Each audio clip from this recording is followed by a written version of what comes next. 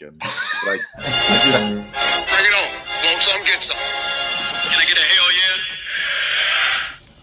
Yes, I am a pirate. You have to go with the pirates because, of course, they have cannons and everything. It's a pirate's life for me. Be proud of who you are and what you are. You're a pirate. This is a first down. Pirate. Because when you're at East Carolina, you go for it every time. When you don't coach at East Carolina, you don't come to East Carolina, you don't play at East Carolina with a weak heart. Write it. I think I've ever been in a building as loud as that was. It was deafening in there. You live with Omaha? I can promise you that. And a crumple all night long in Eastern North Carolina. You're watching The Sports Objective, the podcast for Pirates.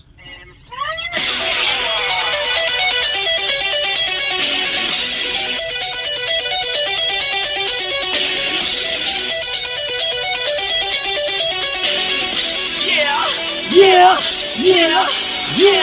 My heart is purple and gold. I'm a pirate down of my soul. And I don't back down, not at all. Find out when the cannons explode.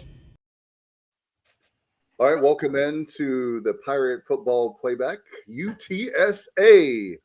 And I know everybody is so excited to be here on tonight, but actually, the sun came up today. We lost. Yes. Did we lose? Yes, we lost. 54-28. We're going to talk about that, but guess what? It's a brand new day, and I bring in the kinder and gentler Kyle Barber. A lot of people were disappointed last night, but Kyle is, he's kinder and gentler. Yeah, Kyle from LaGrange, Barber.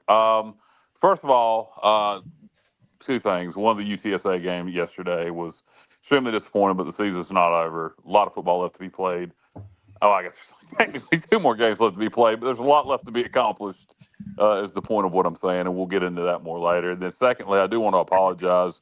On our intro, Blake Harrell says, hell yeah, and I want to apologize. We're going to have to edit that out of our intro, so I want to apologize to all our listeners for that vulgarity in our intro. All right. As we bring in former linebacker in the Steve Logan era and our expert on the show, and that is Matt Semenza. What's up, Matty Ice? What's going on, guys? Obviously yesterday was just a horrendous performance. And I've been thinking a lot about my opening statement and, how I wanted to approach this one. Because as you guys know, I was not happy with that performance yesterday. But I'll just kind of say it like this. You go back to the Memphis game, fellas. You're coming off of an emotional win where you stormed the field. And I was good with all that. I loved every minute of it.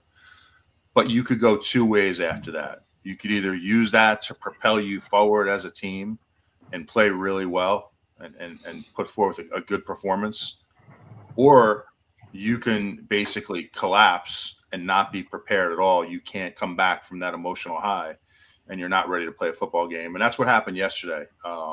We just were not ready to play a football game in any way, mentally, physically, emotionally, and they took it to us. And hopefully we can bounce back this week. Let's bring in now, ladies and gentlemen, he's the head coach of the Sports Objective. I'm talking about Stevie Fly. What's up, brother? Matt, nobody could tell you were upset last night, dude. I mean, really, nobody could tell you were upset. You hit it well. You hit it well. Now, disappointing weekend. I tried, Stevie. That was the best I could do. I know.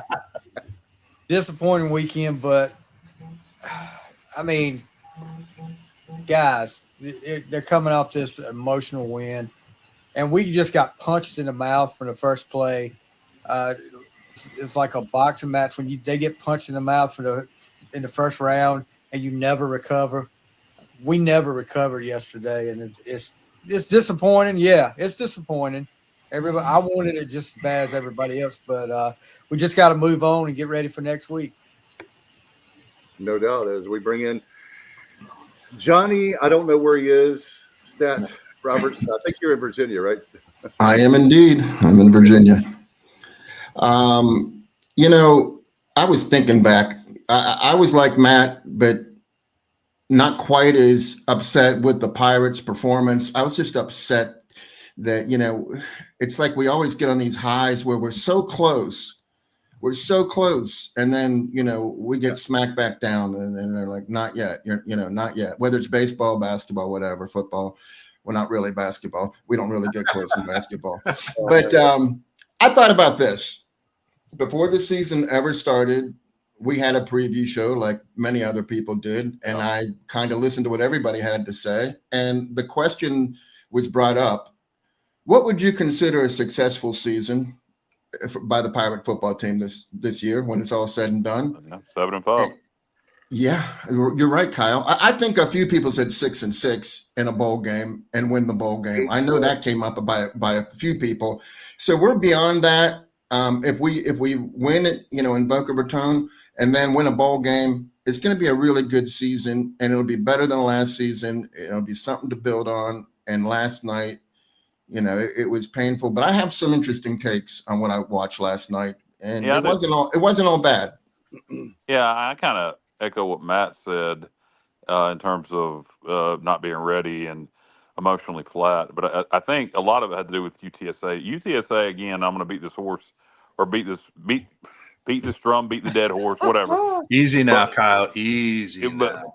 But stop being a philanthropist. I'll try. The other 25-0 in conference play at home under Jeff Traylor. And I think they have a lot of confidence at home for whatever reason. They're super ultra prepared at home for whatever reason. I can't explain why. And I think it's a tough place to play. The dome is half empty, although the crowd does get into it. They had around 20,000 there. For whatever reason, they have a lot of confidence at home. And we had an opportunity early, okay? We missed the deep pass to Brock Spalding. If you score there, it's 7-7 or 14-7. And then we missed the pick early. You get those two plays, it's probably a completely different ball game. It's probably a back-and-forth game all night. The problem is they have so much momentum and so much confidence at home. They jump all over you. And if you get down, there's just no coming back. They just believe at home they can beat anybody. And they did the same thing to Tulane. They did the exact same thing to Tulane. No different. Scores were very similar. So I give them a lot of credit for whatever reason they do that at home. But it was a bad combo. We were emotionally flat. They play like they're friggin' Alabama at home. And then the third thing, and I want to ask Matt this. With the style of defense we play, how aggressive we are, blitz, is having a really good screen game, is that not the perfect way to attack our defense? It is, and they had a great game plan, Kyle. It's actually one in my notes tonight to talk about, but especially when you're aggressive up front and you're bringing pressure, the best way to neutralize that is with screens, with the screen game. And they killed us they had every type of screen in the package yesterday. They had a jailbreak screens, they had tunnel screens, wide receiver screens, really creative stuff where they just get you in a bind. And we had no answer for it. And I think this is the first time all year I'm going to be critical of the defense because let's face it, the defense has played really well, right? I think they've played even way above what we all expected, right? But yesterday was the first day all season where I felt like, number one, the game plan was bad because we had no answers for the screen game. But I could tell there was something wrong on the first play of the game. I didn't see guys disengaging from blocks like they normally do. We weren't physical. We looked tired. That's a good way to put it. There was just something off from the first play. And that's the thing that's why, you guys, I was so upset about the game yesterday because we had everything to play for going into that game, right? Everything. You got a conference championship on the line, even though it was a 1.6% chance, you still had the, odds maker say hey, you have a chance to make the playoff, right? And I know it was slim, but everything on the line and to come out, it's one thing to lose, but to not even get off the bus is what really pissed me off. And it's just unacceptable. We have got to challenge ourselves this week and get back to a better performance. I think we thought we were just going to walk in there and win the game easily. Look, I think we didn't take into account how good they are at home. and just looked at their overall record and overall stats and the way they've played in all their games instead of specifically how they played at home. I'm not talking about the coaching staff, I mean the players. And I think the players thought it was going to be a cakewalk. I think the players thought we were going to blow them out. Go ahead, JR. Oh, I was going to say, Kyle, the funny thing is that Kyle and I had a conversation Saturday morning, and we identified the fact that, hey, man, if we blitz this team, they're going to kill us with their speed on the edge, a lot of stuff behind the line of scrimmage. That's what I'm afraid of. Well, here's what happened. Do you know that he had 24 completed passes, and 20 of them were 5 yards or less. 20 of the 24 passes were 5 yards or less. 9 of them were behind the line of scrimmage. 4 of them were at the line of scrimmage. 7 of them were 1 to 5 yards. Here, but I'm not going to bore you with stats, but let's just say this: when he's throwing the ball at that distance, it didn't seem like we made any adjustments whatsoever. Do you know the longest pass he threw air yards wise is 15 yards. That was the longest pass he threw, and they had a lot of yards after contact. That's what killed us. They had 150 yards after contact, and only 190 yards after contact and 50 yards to the air. So Boy, the coaching staff is not going to like that on film, JR, because that's going to look like they gave better effort than we did, and they are not going to like that. I wonder how many screen passes they threw that went for over 15 yards yesterday, because there was a ton of them from what I saw. Yeah, I can tell you right now, Steve. You're muted, Matt. Matt's muted. Yeah, he's muted. They had to complete at least 10 screen passes. They had to. Yeah, and they were going for big chunks. For instance, they threw a 45-yard touchdown pass that was at the line of scrimmage. They threw a 33-yard pass that was 2 yards behind the line of scrimmage. They threw a 37-yard pass. That was their longest pass of the day, the 15-yarder. It was 22 yards after carry. That was their longest, pass play. But other screens, the 12-yard touchdown. I mean, they did it very, very early and very often. Quickly, and then we'll get back to UTSA. Florida Atlantic, I haven't watched them play much this year. I know they pass it a lot. They're not a big screen team, correct? They're more of a up-tempo spread type, not a lot of screens. Yeah, but I have some disturbing stats about them too. But I can hold those till Wednesday. But they're not. But they're not a big screen team like UTSA. No, for instance, okay, UTEP. I think we'll be able to get pressure on their quarterback. I think it'll be completely different. Yeah, I don't mean UTEP. I mean Texas San Antonio. He's only thrown 11 balls, 20 yards in the air all season. Wow. Where Veltkamp has thrown twice as many. So right, but that gives us more chance to get pressure on the quarterback. It's not. I like what Florida Atlantic does versus what UTSA does. You can't get pressure on a quarterback when he's throwing the ball at the line of scrimmage and behind the line of scrimmage. When you're standing back there and chunking the ball, you can get after him. So McCown wouldn't sit back there in the pocket long. He had a quick release. Exactly. Little screen passes. This guy, if he's sitting back there in the pocket for a while, we should be able to get pressure on him. Those blitzes that we're dialing up should be able to get some pressure, hopefully. And we'll be able to score on. I just have one quick question for Matt. Matt, and I'm gonna shut up because I'm talking too much. And you're not talking. You're good, JR. No. So you got a long time, buddy. With the quarterback, McCown, he threw 5 touchdowns, no picks. I wasn't impressed with him. He never made a difficult throw.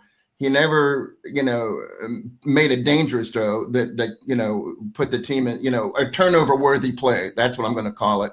He never made one of those. He never made a big-time throw. He never did anything really impressive except get rid of the ball.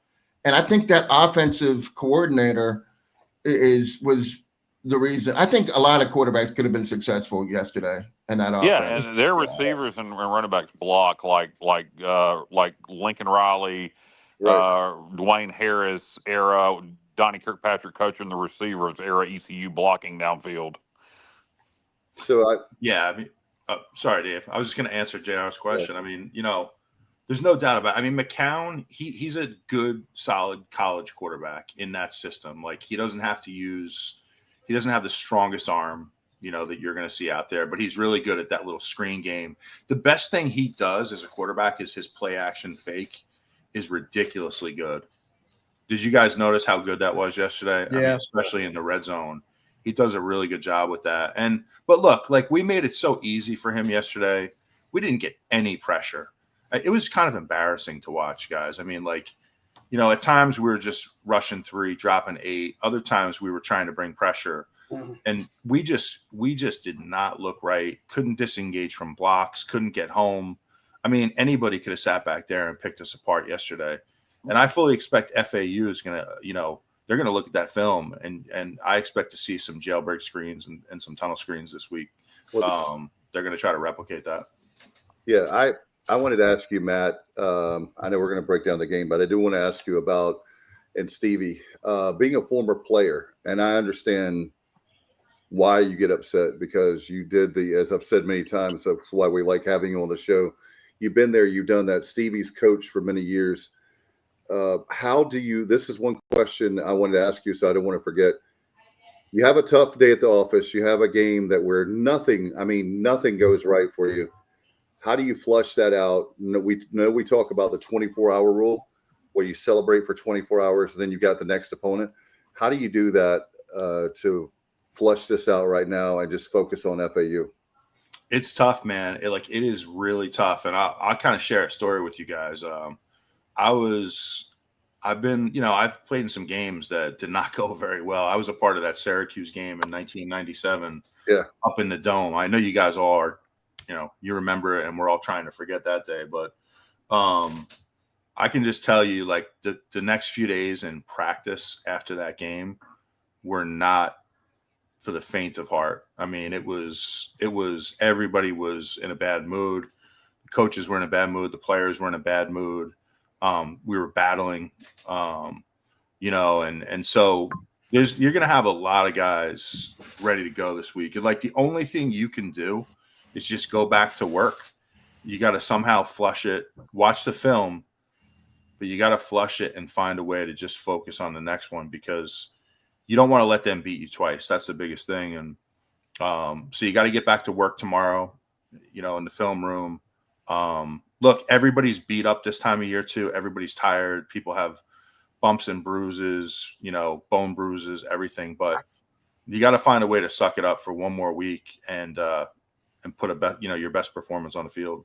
Yeah, Holton and I were talking, on the fifth quarter yesterday, and I brought this up, and he liked the idea, and he agreed 100% that if I was Blake, I would kind of do the opposite of what you think. Maybe you're implying this, Matt. I would take it easy at practice this week. Let guys rest. Holton said make practice fun. He said make it fun this week. Would it be in Thanksgiving week? You don't have any students there, so that's good. You don't have to hear about this from students or any negativity on campus. You can kind of lock in and just be a family unit, so to speak, for lack of a better term, and just be the football program without a much outside noise. So I think that's good. This is the first time Blake's been in this situation, so it'll be interesting to see how we respond. I mean, he's come out with losses, but this is the first time under Blake Harrell that we have not been competitive in a football game. Think about that. Thinking about, So, 17 games. Yeah, so I would expect we're going to respond well. I do think Florida Atlantic is much better than their record. I think they're playing really good offensive football right now. Defense, I don't think they can stop air, but I do think they are playing good offensive football. And this is I think it's a good challenge for our defense to come out. We don't have to be perfect. We don't have to hold them to 14 points or something like that. But I actually like that they're a passing football team, and that I don't. They're going to throw deeper than UTSA, so we're going to be able to get pressure on their quarterback. But I think this is a good challenge for our defense. I think if you were playing, Charlotte this week, although to that note, I think the American is doing themselves a huge disservice by not scheduling East Carolina, Charlotte, Florida Atlantic, South Florida, Memphis, UAB, Army, Navy. That's a different thing. So Navy, Temple, that UTSA, North Texas. Why is the conference not scheduling regional rivalries for the last week of the year? But anyway, that's another topic for another time. Guys, go ahead, Stevie. Yeah, I think you really just need to hit the reset button this week. Pressure, yeah, like Matt said earlier, we had everything to play for this last week. Now the pressure's off. Go out there, just concentrate on winning this game and getting a good bowl game. Just get back to what we have been doing. I mean, just I don't know about you, Matt, and I mean JR. I don't know if you played or not, but if before every game I ever played in or coached in, if I didn't have the nerves, I went out there flat and just unemotional, and I had a terrible game. I just wonder how many of these guys were just like that this past week, because I would tell even my coaches if I wasn't nervous, I was like, this is not going to be a good game. I'm not nervous. And same thing with playing sport, any sport. If you don't have that nerve, then you're going to be flat. And a lot of those guys yesterday were flat. I'm gonna be honest, Stevie. I felt flat yesterday before that game. I'm not making a joke. I just. Oh yeah, it was kind. You did say that you had a bad feeling. Yeah. Yeah, you did say you had a bad feeling about it. Yeah. Well, yeah. And go ahead, Dave. I'm sorry. No, I was going to pitch it to you about breaking down the game, and we were talking about one thing I want to tell the fans too is let's support this team. We were very angry during the game because it hurts. I know it hurts even more if you're a player or coach like Matt. But that game is over with. Let's flush it out. And this is when the team really needs Pirate Nation to step up. And I'm speaking to the fans. Let's lift this team up. We've had a great year. Let's not turn on the team. I don't think they will. But FAU, let's focus on that's our bowl game. Focus on that. Everything means a lot, and not put too much pressure on it. But Matt, how do you feel about that? About going down there, taking care of business? Like Kyle said, have fun at practice. You've had a great year already. Not pack it in, obviously, but you can have a 9-4 year still. So it's not like we had a huge disastrous season where we're not going to make a bowl and this game doesn't matter. This game still matters.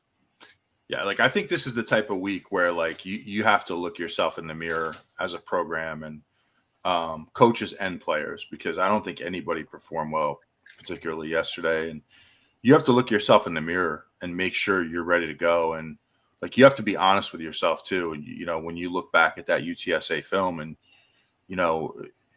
there were just a lot. I mean, so many uncharacteristic missed tackles, fumbles. We would catch the ball and then we'd fumble it.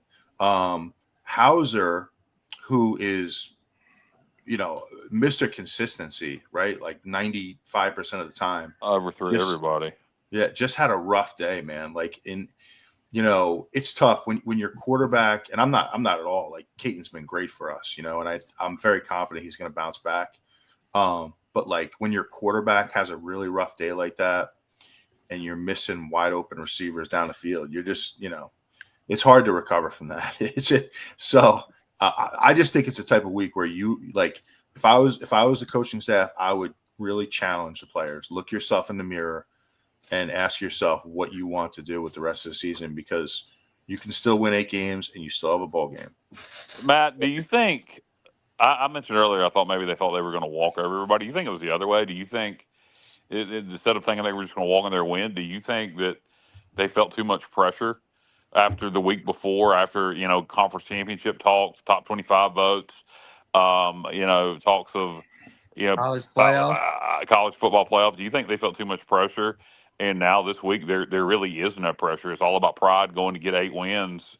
No pressure. Nothing's really going to change except your record with what happened Saturday. But what happened Saturday is very important to me. I want to finish 8-4 in the regular season, something we hadn't done in a decade. But do you think it was, instead of maybe, as I suggested earlier, them being overconfident, do you think it was basically with Hauser? To me, Hauser performing that way, do you think it was too much pressure? Because that's the only way I can explain Hauser's performance.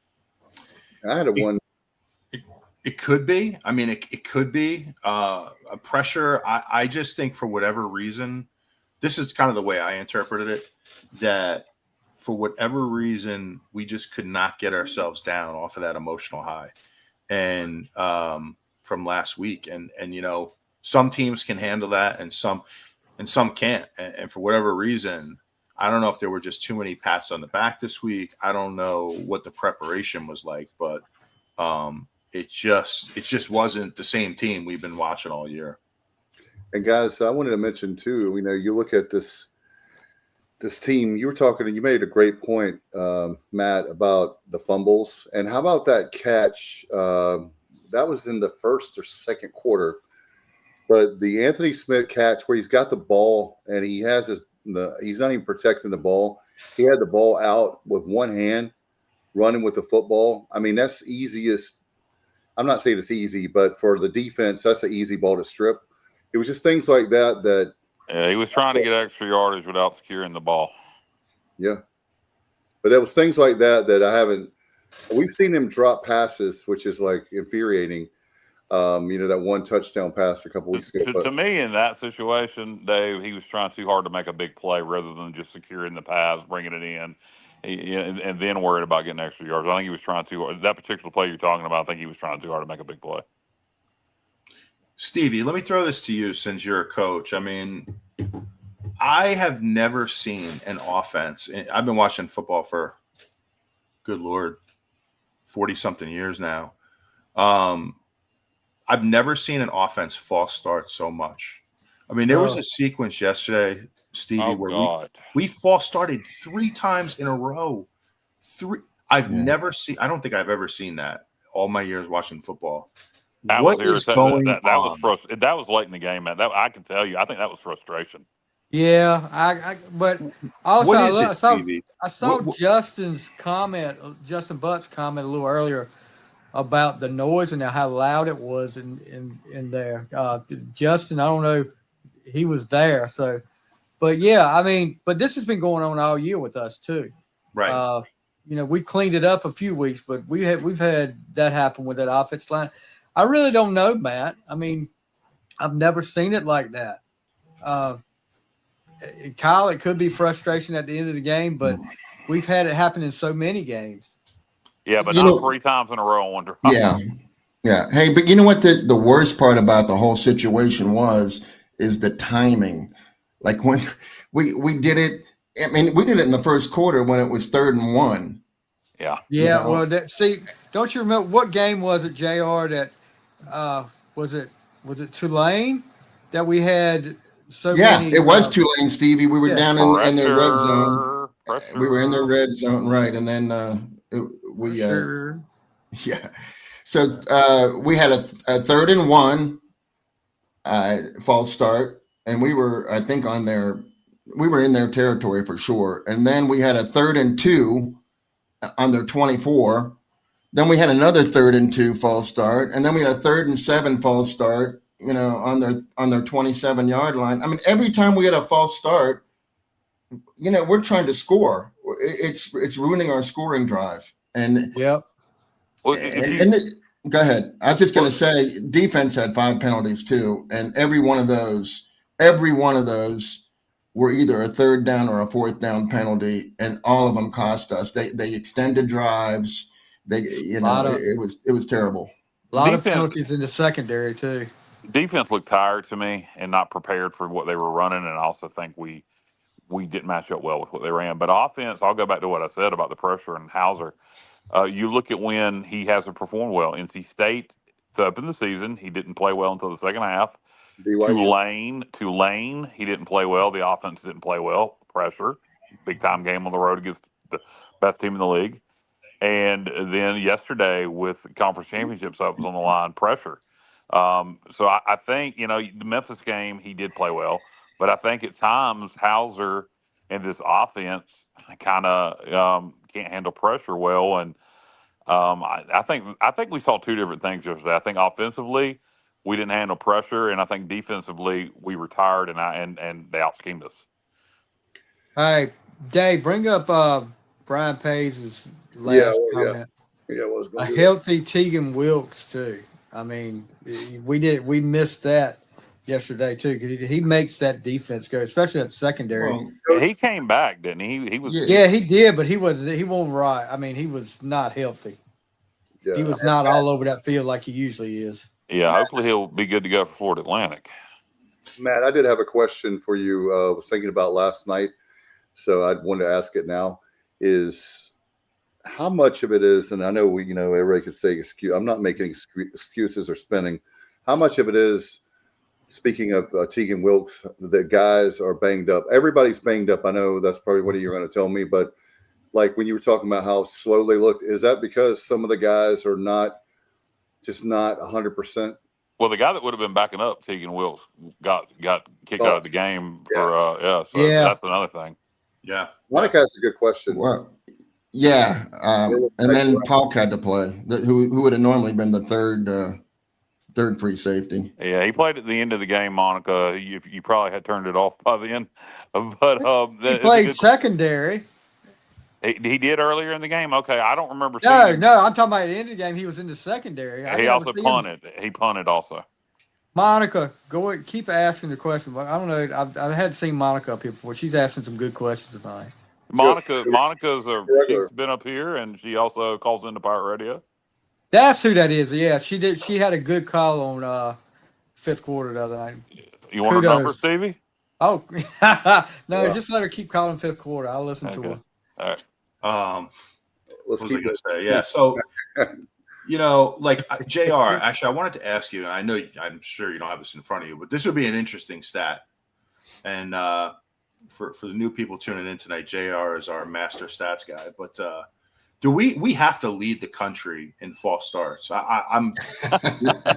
I don't think that's an official stat, Matt, but you know that I could dig it up. I could do it. I would love if you. I don't know where you find this stuff. I can't find it, but like, I would be willing to bet $100 to anybody listening right now that we are leading the country in false starts. We're definitely leading the country in false starts at very bad times, inappropriate times. I mean, it's killed us so many different times. But yeah, I'll see what I can do to figure that out. Hey, I wanted to say that, we just played Memphis. I thought that was the fastest team in the league for sure. But, the quarterback was on one ankle, and, I don't know how much that affected their overall team speed. But this team, the announcer said a couple of times, well, they're just slobber knocking the Pirates. But really, it wasn't. They were very physical, but their speed was the best we've ever seen all season. Like all their rushing success all came on the edge. 39 rushes were on the outside of the ends, and 143, the 210 yards. That's like 70% of their offensive yards came on the edge. They had nothing up the middle. They couldn't do anything against our interior linemen. Yeah, their game plan was great. It's really, and what I fear, and I think we'll adjust. And you are who you are at this time of year. So, Florida Atlantic ain't doing that. I don't think they're just going to suddenly start this week. I fear we were exposed a little bit on defense yesterday on how to attack us. But again, if you don't have 560 screen games and it passes in your offense, you're not going to. That's what UTSA does. That they didn't just do that yesterday. That's what they do. Mm-hmm. Yeah, and we also, like the last 2 weeks, like to your point about running outside, everything on the perimeter, like Memphis exposed us with outside zone bad, and like, look, they're taking what we're giving them. If we're in a 3-man front, what you're going to do is you're not going to run up the middle against 3 men. You're going to try to get it outside where you have them. You're at an advantage offensively, and so Memphis killed us with that outside zone, and it was similar with UTSA yesterday. Like just everything is perimeter based, even the runs, and we're just outflanked a lot of time, and it just got ugly. And like their personnel is built for those screens. They have a lot. I don't know if you guys noticed. They have like 3 guys they're probably like 160 pounds. They're tiny, but they can fly. Yeah. And I mean, and those guys hurt us bad. I mean, we looked like we were stuck in mud. What we didn't do well yesterday that we did well against Memphis, and we've done well so many other times this year.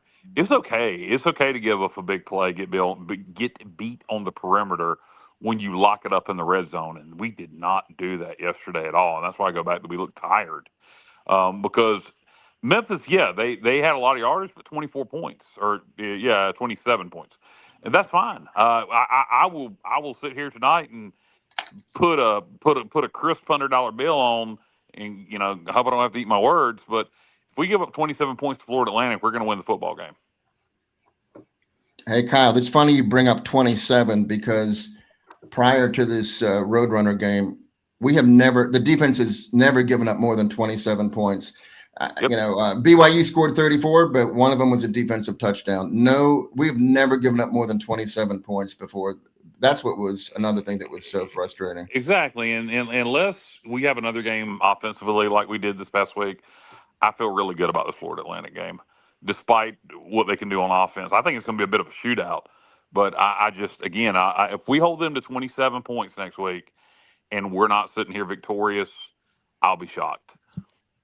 Do you guys agree with that? Because I don't think they can stop air. I agree with you. I agree with you 1,000%, Kyle. I would love, by the way, been meaning to, I forgot to text you guys this earlier this morning.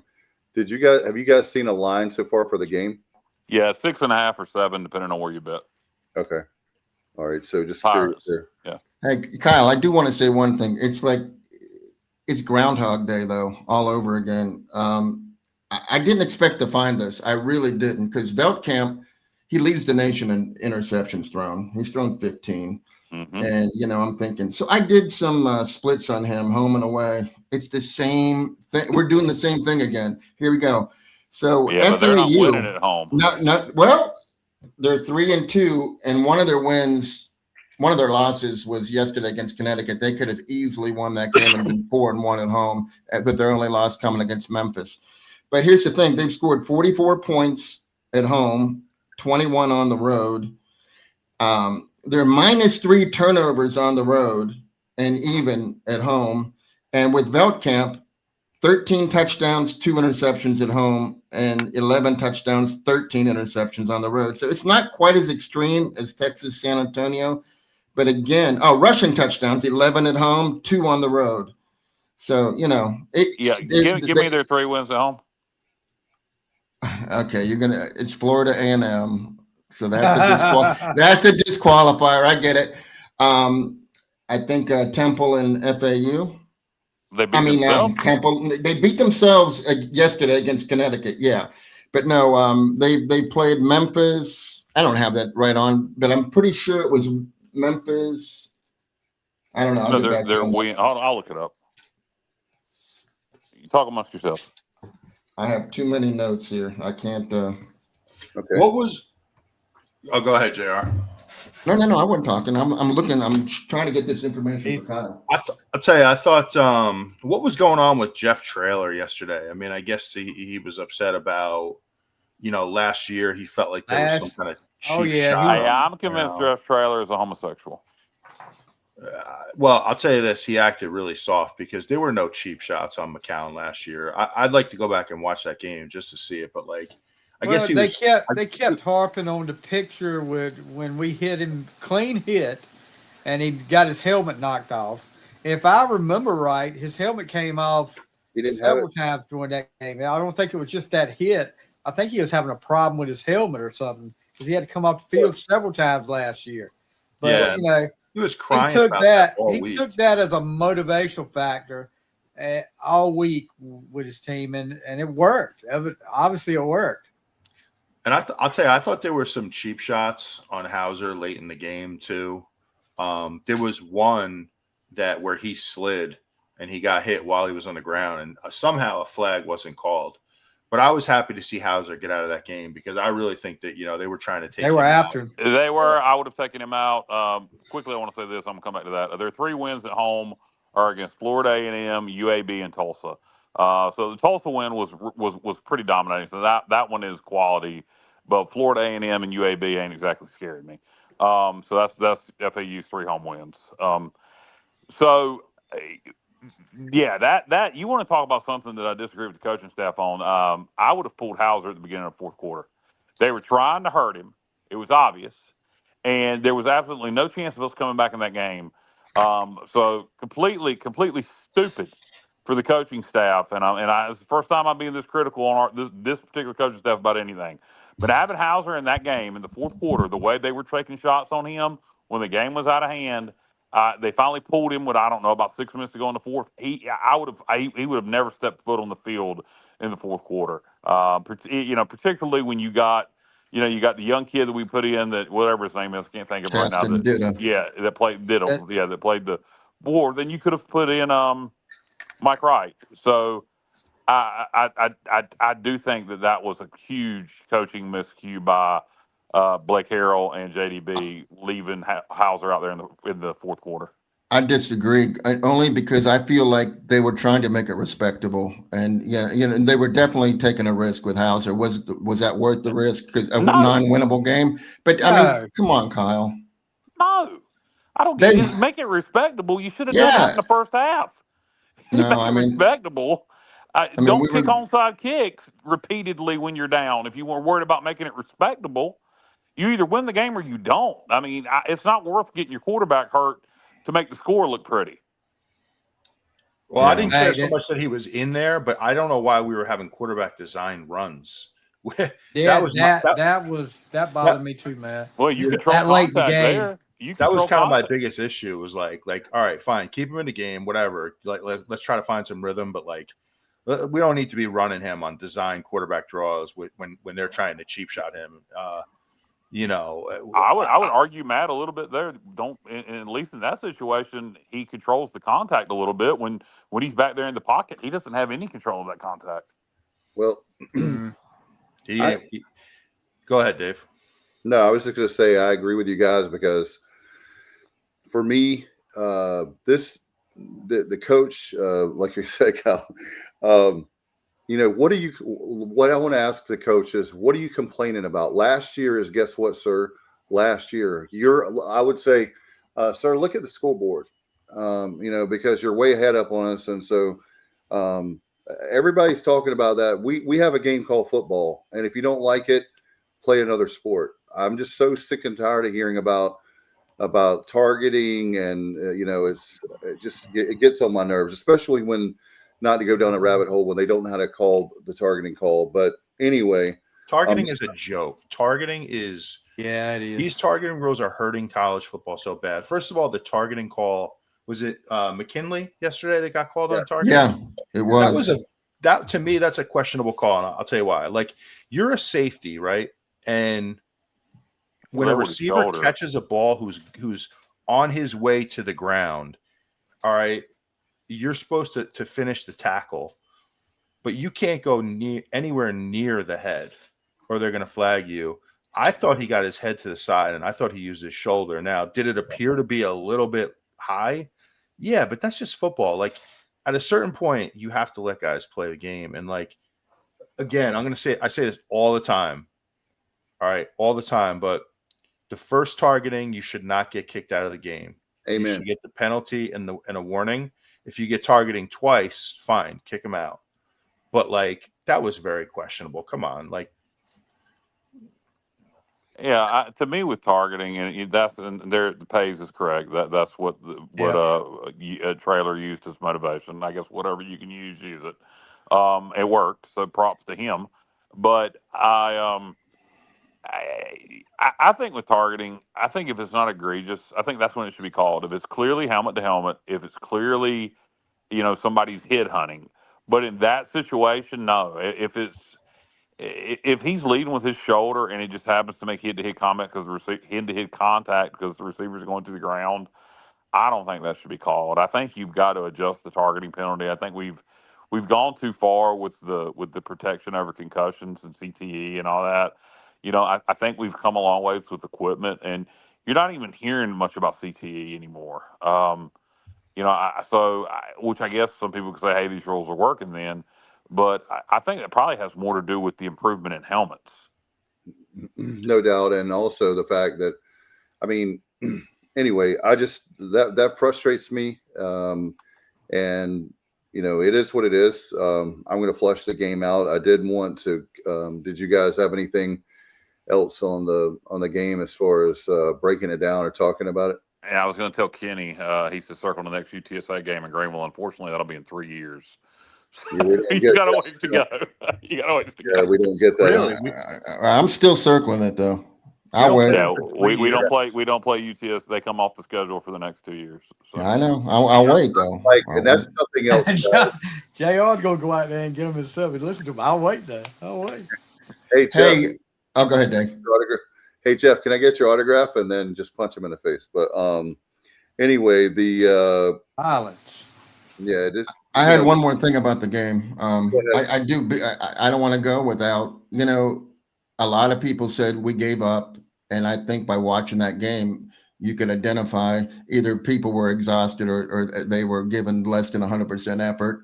And that's like the one thing that you just can't forgive. But I think a lot of our players were still playing hard. And I want to say, especially Jamarly Riddle. I know he's my guy, but still, he was bringing it 60 minutes. And I just respect him for that. And I just wanted to give him a shout out because he definitely never gave up. He never stopped, trying to do his best. So, Well, yeah, I'll tell you, and it's a real thing. And, as a fan, I'll ask Matt, this is a great question for Matt, actually, if I do toot my own horn. When you win a big game, all right, like we did Saturday night, as a fan, at least for me, I have an adrenaline dump where I get so excited, then I feel exhausted afterwards for a couple days. As a player, okay, you're obviously in better shape than my fat ass is, but as a player, I would imagine that adrenaline dump is at the next level when you have a win over Memphis. So how do you get exhausted for a couple days after that, like I do when I have an adrenaline dump? I think you definitely do. And and another part of that adrenaline dump was like, what do you do after the game? I mean, we would party after games pretty hard too. So you throw in that as well. You know what I'm saying? Like that's a real thing too. So the adrenaline dump plus, you might go out and party pretty hard after that. Well, game. you're still riding adrenaline. You're still on the high. So then when you come off of when I say, when you crash, you have the adrenaline dump and then you go out partying and you keep that, you stay high, so to speak, drinking and partying. And then Sunday, Monday, you're probably, you're going to crash. You're going to crash and I wonder how long it takes to recover from that physically and mentally is what I'm asking you. Yeah, I mean, look, I think it's different for everybody, and it's obviously a real thing because Vegas knows how to set up those lines. They look at all those things, which is amazing to me. But no, it's definitely a real thing, Kyle. I think it's when you're 20, I think it's much easier. I think it's in some ways it's easier for a player to kind of get back to work. Like once you get on the practice field. I'm just laughing at Paige's comment there. Paige, I cannot tell a lie. You definitely saw me drinking the penny draft at the Elbow Room for sure. It's past the statute of limitations, right, Matt? I think it was Pabst Blue Ribbon they had that. But I know you were a hipster, Matt. What's that? I knew you were a hipster. Yeah, PBR is a hipster beer now. Yeah. I'm not a beer guy. You know that. Yeah. But here's the thing, man. Like these 20-year-olds are resilient and you just have to be able to put it back together, get on the practice field and get to work. I mean, it's just that simple. I don't really have an answer for it, but you just have to be professional and find a way to get through it. I'm just happy. We clearly didn't. We clearly didn't. Yeah, I think if that game would have been in Greenville, we'd have won it. And I know that sounds insane, but they're a completely different team on the road. I also think if we'd have been playing UAB, for example, yesterday, we'd have won it. I think we were playing the wrong team at the wrong place at the wrong time. It was the perfect storm yesterday. No doubt. Yeah.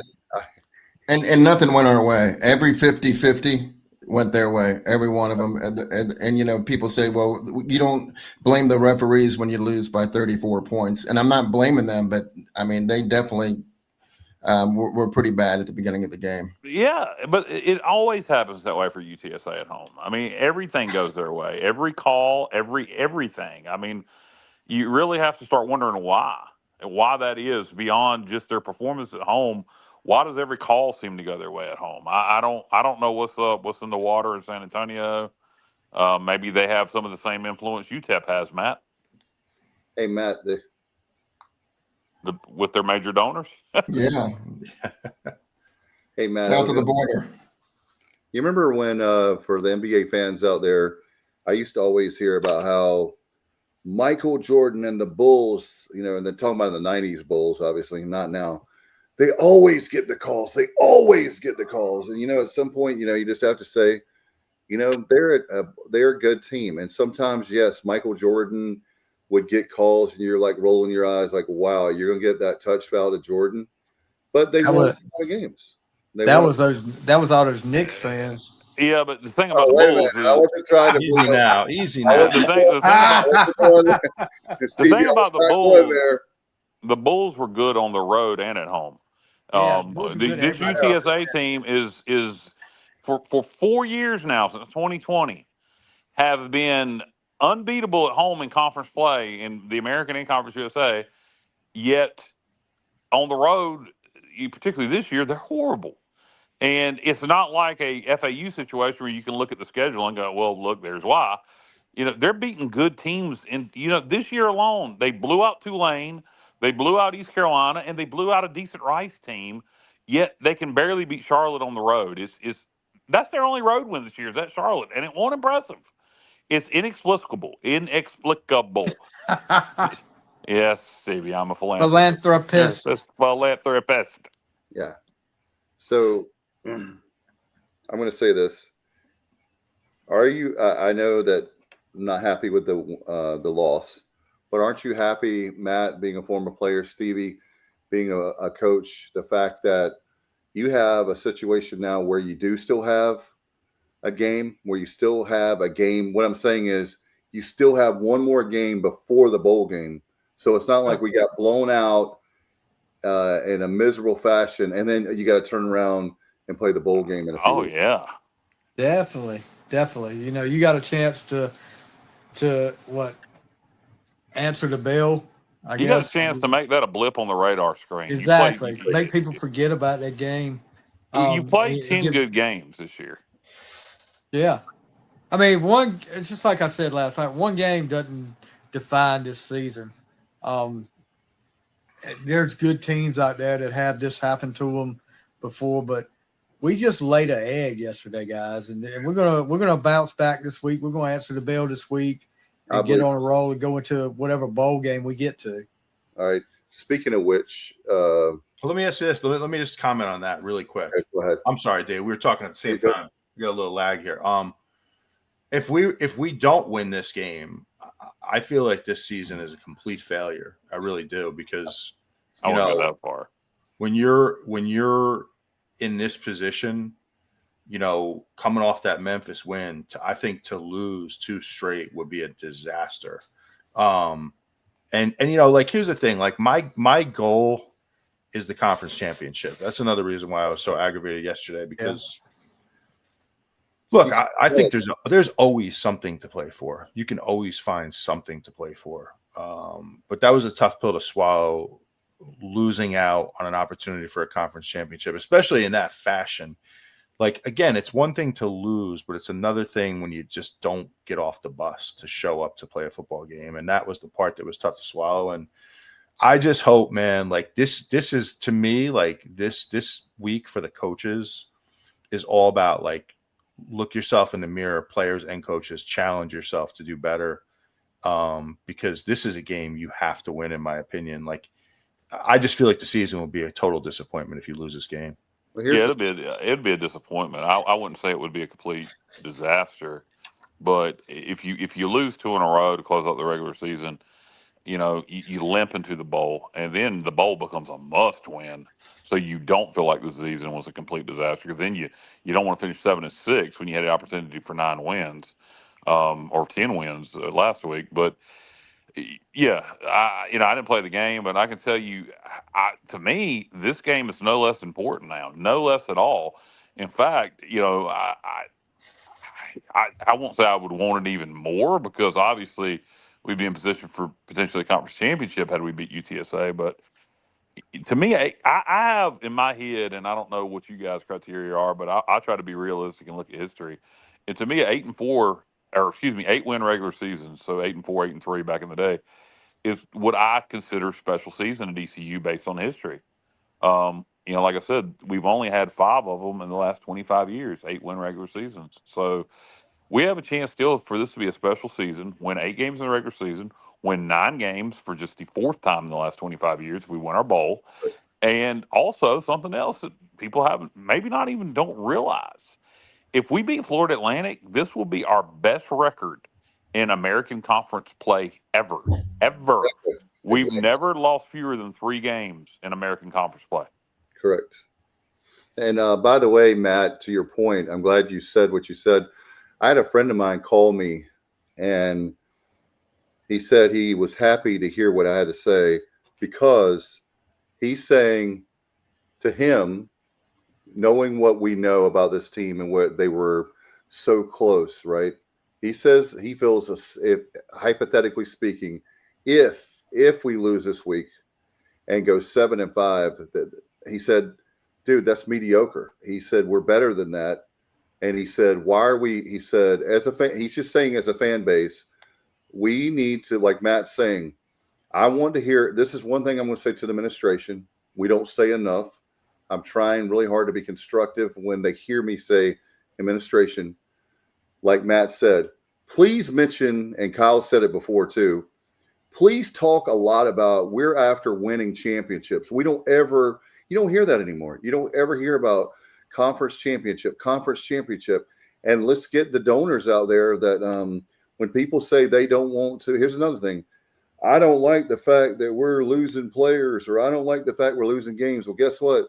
There's a thing called revenue sharing, and you're going to have to pony up more money unless you want to, be quote unquote mediocre. So for me, I want to see the team continue to do well. They will. I think we win this week. We'll talk about FAU at more on Wednesday night for the preview.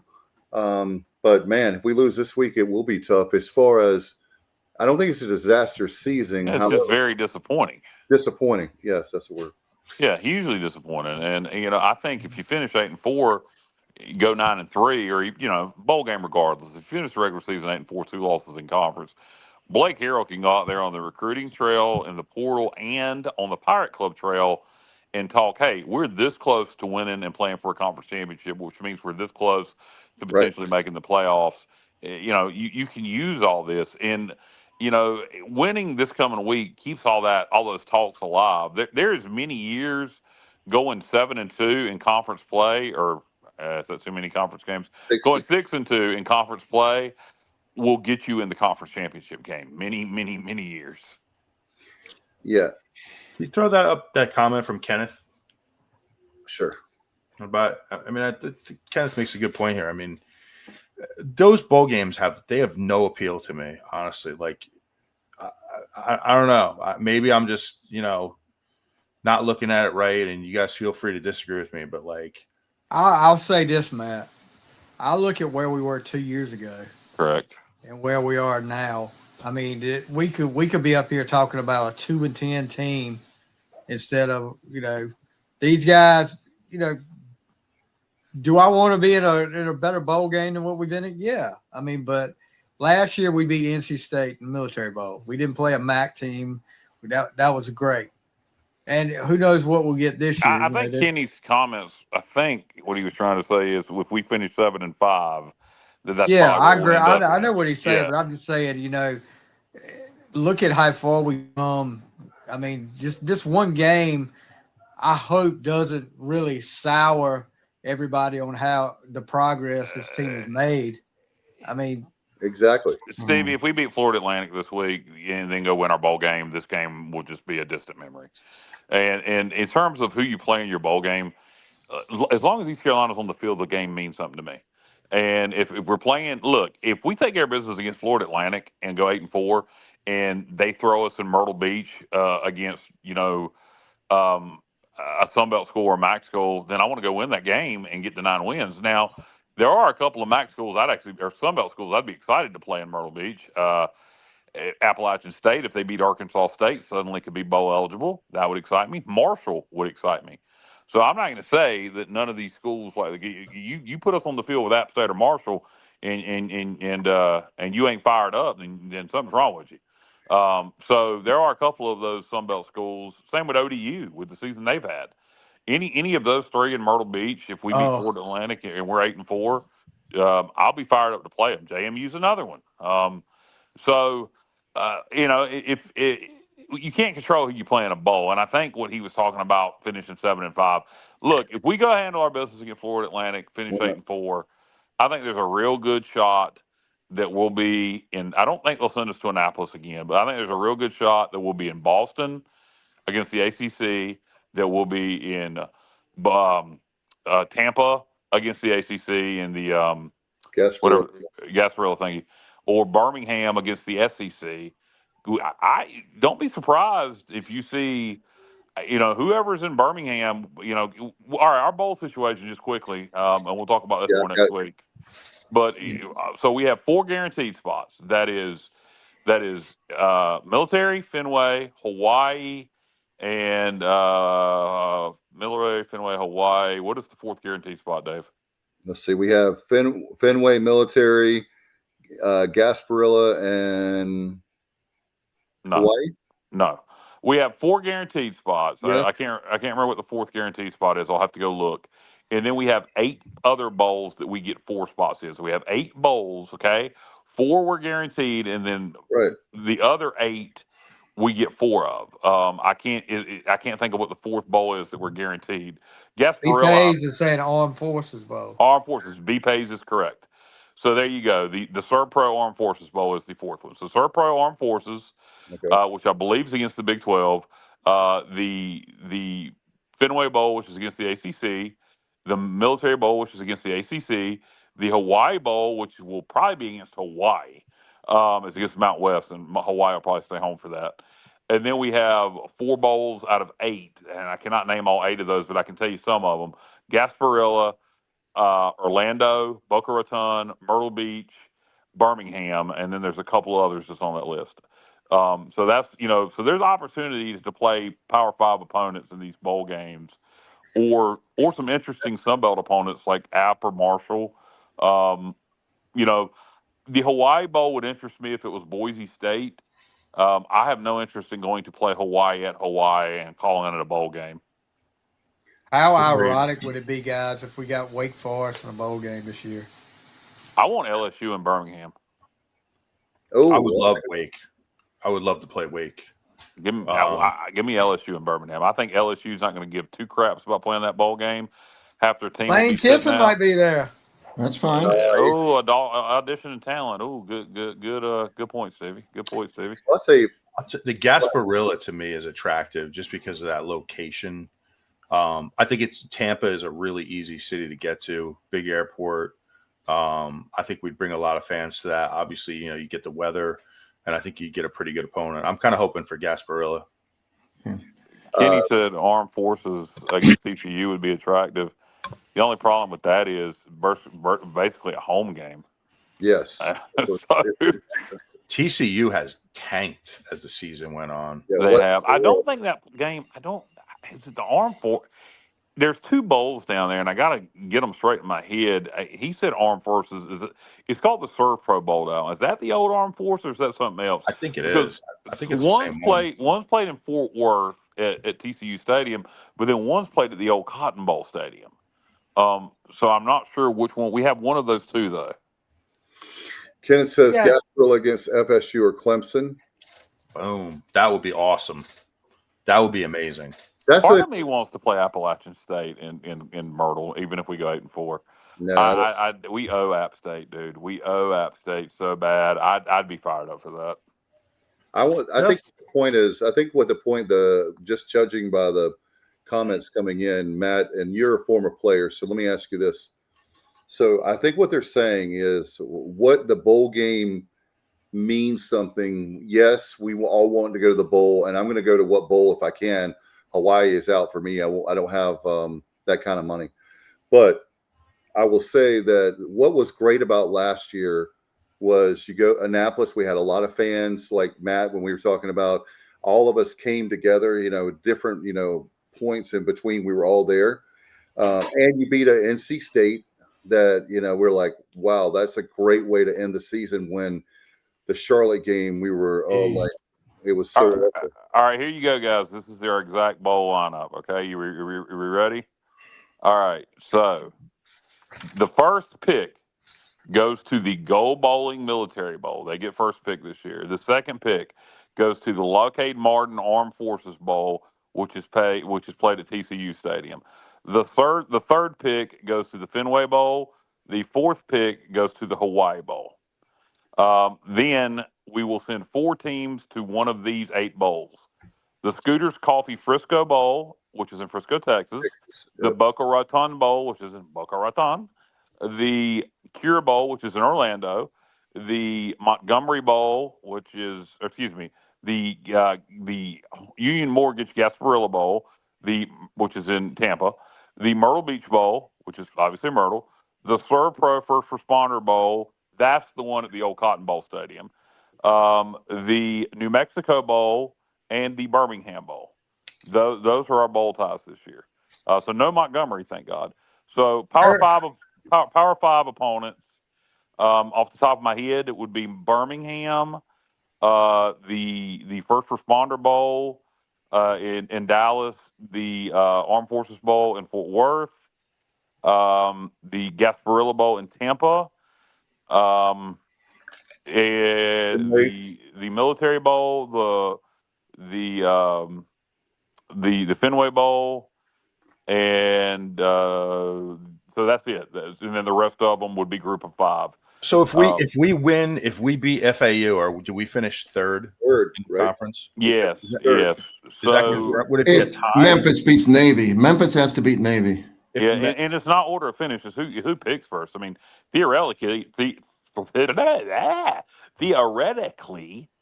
Military Bowl could decide they want us again and take us. I don't think that's going to happen. I think if we finish 8-4, I think there's a pretty good shot we're in Boston. That's what I want. I want Boston. I love Tampa, too, Matt. Like you were talking about the location, but Boston would be great. And how close are you to Boston, Matt? I'm only like an hour and 45 minutes. So, I mean, it would be great from a location standpoint for like any of our fans here in the Northeast. I'll say this about the Fenway Bowl. That bowl game, whoever wins it is the team who wants to actually be there, because it's cold as hell. It's usually rainy. It's windy. It's it's at Fenway Park where they cut that field kind of on an angle to create a football field. And it's just a weird environment. And like North Carolina went up there last year and got beat up pretty good against UConn. Yeah. UConn wanted to be there and wanted to play, and North Carolina clearly didn't. So I'm just saying, if that's the bowl game you get, the Pirates are going to have to come ready to play, because it is going to be 30 degrees and rainy and cold as hell. Yeah, and also I think with the Fenway Bowl, I said that I think that may be where we end up if we beat Florida Atlantic. Also, you got to look at who else is bowl eligible, because Navy will be bowl eligible. Army potentially can still get bowl eligible. I think they're sitting at 5 wins. They got to beat UTSA though, San Antonio. I think they're sitting at 5 wins, or they'll still have another opportunity against Army, or against Navy. So my point is, Temple can still get bowl eligible. Who do they play this week? So I think it's also going to depend on, I could see Fenway wanting Temple. So I don't know. Who knows where we're going to end up? First things first, we got to beat Florida Atlantic. Maybe we go right. I would rule Boca out. I wouldn't think we'd go right back to Boca right after we played in Boca the last game of the regular season. So that's probably one you can rule out. Yeah, isn't Boca, guys, help me? Isn't Boca just like the Cure Bowl? Like if you win 6 games, I know that it all depends on. I mean, it just depends on who you want. No, the Boca Bowl's a little bit higher on the pecking order than the Cure Bowl. And sometimes it just depends on who wants you and what matchup ESPN wants, because ESPN owns a lot of these bowls. Yeah. So, I think it depends. But I obviously we stand a better chance of a better bowl if we beat FAU. How about this? Justin says Military will take Navy, so they would play in their home field. I guess. Yeah, they've only played there like one time ever, Justin. They're bowl eligible almost every year, and the Military's only taken Navy like one time. So I don't know. I don't know. You're just speculating there, but they may take them this year. It's been a few years since they've played. at home. Navy plays or Temple plays at North Texas. So yeah, Temple's probably not getting bowl eligible. Yeah, they're not going to get bowl eligible. Temple, we whatever we did to Temple on that day in Philly, man, we just destroyed. We took their heart. We took their soul that day because they have not been the same. And they look awful the second half of the year. I think that game at North Texas, like if I was putting a line on it, I would just right off the top of my head, like North Texas -30. They're going to kill them. That makes sense, Paves. I can see Navy at home. Navy playing Hawaii. Hawaii will probably play at their home stadium. I don't know. It'll be interesting. Who will the military take? I would say Navy's on the table for them to stay home. I would say, with Temple not getting bowl eligible, you can roll them out. I would say they probably don't want us 2 years in a row. But, do they want Memphis? How well is Memphis going to travel to Annapolis? Don't be shocked. Don't be shocked. As crazy as it sounds, I would not be shocked if we ended up in Annapolis 2 straight years. I don't think we will, but it would not be the most shocking thing to me if they took us again. Yeah, I mean, that's not like what is it? That hardly ever happens, But it does happen. But the one thing about it is we brought it last year. You look at our fan base, the team, the excitement. That was the people of the Military Bowl did a great job with the events, just a whole 9 yards. I enjoyed that was an easy drive to get to for Annapolis. And the kids, I love the fact, and somebody mentioned earlier, what do you guys think about? I was going to give you the schedule. Okay, so I'm going to give you 2 things really quick here. You want to go north, you want to go south for the bowl, and do you want it before Christmas or after Christmas? I'll start with Matt. Oh man, I'll tell you, like I just prefer before Christmas because once Christmas hits and then New Year's and I have work trips and I probably wouldn't even be able to go. I would say before, and I don't really. I mean, I love the idea of Tampa personally, if not Fenway for me. Fenway's post Christmas. What do you think, Stevie? I think after Christmas. I like after Christmas games. No offense to Matt. No. Matt, I love coming down to North Carolina to try to whip me or anything. Stevie, I want you coming up to Fenway, Stevie. We're going to get you some good Italian food that you don't get in North Carolina, buddy. You can't get Fenway. You can't get Fenway to Greenville. You can't get Stevie to Greenville. You think you're going to get him to Boston? We got to get him to Boston. Look, hey, Stevie. This is going to be like the Hangover, but it's going to be the Boston version where everybody's like, "Oh, good Lord!" White Falls that says, "Have you guys seen Stevie?" So Stevie, we got to get you out of Lasker, man. To continue too important in Lasker over here, man. You know how you say it's the holiday season for Andy Taylor. Yeah. Well, Kyle, you know. Now you know. That's right. That made me do my Floyd the Barber again, or maybe I should do Malcolm Merriweather. I'll go ahead and give my opinion if anybody cares. Go ahead. Yes, sir, JR. I was about to ask you. I want to go south, and I got to check my Pirate basketball schedule first to see if it before or after Christmas. No, Kyle. No. But I do have tickets. But I don't think. I tell you what. Get another digital now, so you can't even use them if your power goes out to start a fire. So it's useless. But no, I definitely want to go south, though. To answer the question for me, I don't. Y'all discriminate against the North. That's your problem. I personally. I definitely do. Just kidding. I personally don't care. I want to play a Power 4 opponent if possible. Yes. But if we're not going to play a Power 4 opponent, then I'd rather go to Myrtle. Send me to Myrtle against Marshall or Appalachian State. I think that'd be fun. For me, the only bad thing about the Myrtle Beach Bowl is the goofiest ass time and day. 11 a.m. on the 19th. And Gasparilla's on the 19th as well. But not at 11 a.m. I hate them 11 a.m. games. It's weird. Why would you do that? You clearly. I can't imagine preparing as a player for not food, Monica. Game. Thank you, Monica. Not pizza, Monica. Not food. Wait, I love Monica, but not pizza. Wait just a minute. Did Semenza just say food's not better in the South? Well, He certain did. types. Right. You might have a point with Italian pizza food. though. Well, talking here's about the no, Matt. You're ethnic talking about food. Italian, right? Italian food, yeah. My mind always goes to Italian. All right, here's what I mean. Barbecue, no doubt. You guys have us killed on barbecue. I would say everything except probably except ethnic food. Italian food, steakhouses. I think the best steakhouses are up here. You ever been to Texas, Matt?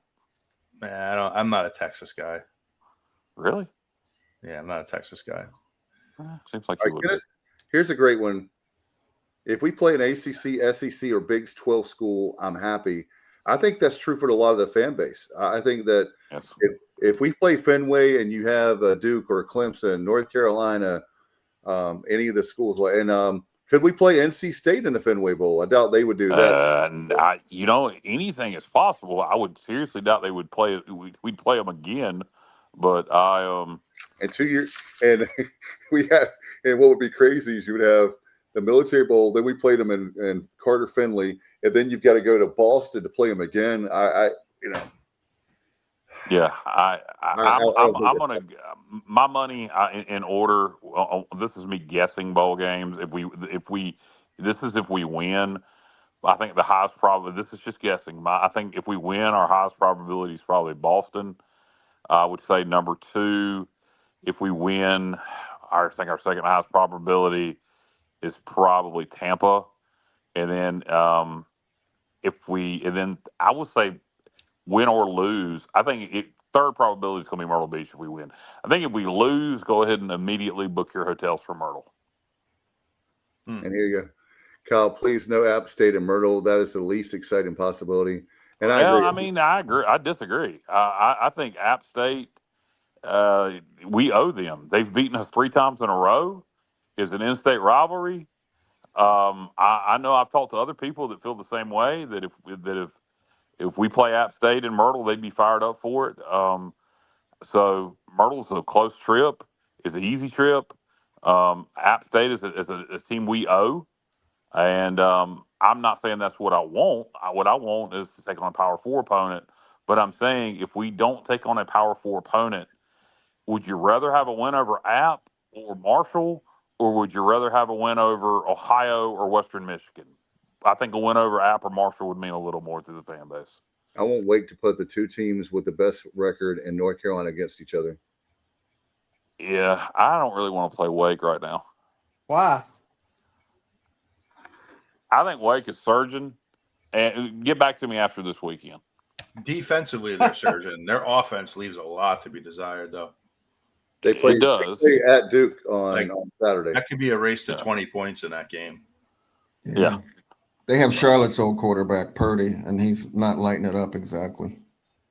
Yeah, they're very physical. They play a good defense. Don't get me wrong. I ain't scared. If we play them, let's go. Let me put up a comment. I want to get your take on this, guys. And I like Kenny a lot. So when I put this, I'm not anti-Kenny. Fans will not travel to Fenway that good. The weather sucks every year for that game, and it's too far north for the Southern boy. Kenny, let me ask you a question. I saw you on Facebook without your shirt on. You got enough chest hair. You look like a gorilla. Why are you worried about it? You shouldn't get cold. Oh, God. You shouldn't get cold in Boston. I mean, you should be good, brother. You are insulated. You are a manly man. That is for damn sure.